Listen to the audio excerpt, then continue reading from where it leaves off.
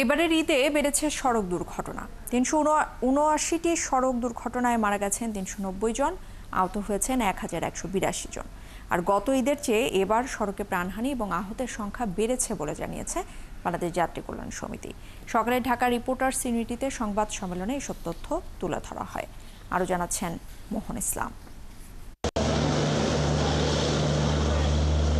ঈদযাত্রা শুরুর দিন ৩১ মে থেকে শুরু করে কর্মস্থলে ফেরা ১৪ জুন পর্যন্ত ১৫ দিনের সড়ক দুর্ঘটনা ও ঈদযাত্রা বিশ্লেষণ করেছে বাংলাদেশ যাত্রী কল্যাণ সমিতি।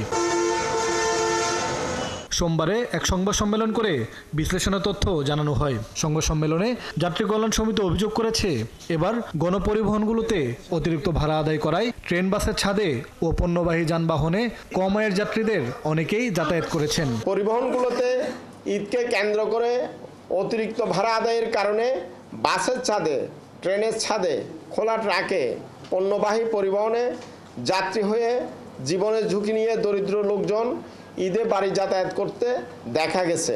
এবারের ঈদে সবচেয়ে বেশি দুর্ঘটনার শিকার হয়েছে মোটরসাইকেল, তারপরে ট্রাক, কাভার্ড ভ্যান, ব্যাটারি চালিত অটোরিকশা, মাইক্রোবাস, নসিমন করিমন ও সিএনজি চালিত অটোরিকশা। এবারের ঈদে ১৩৪টি মোটরসাইকেল দুর্ঘটনায় ১৪৭ জন নিহত।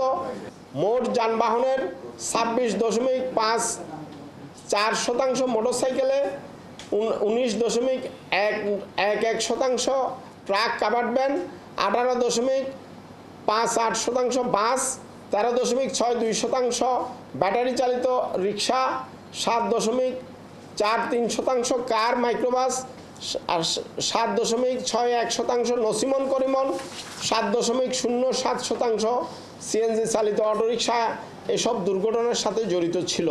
গেল বছরের তুলনায় এবারের ঈদুল আজহায় সড়ক দুর্ঘটনা বেড়েছে ২২%।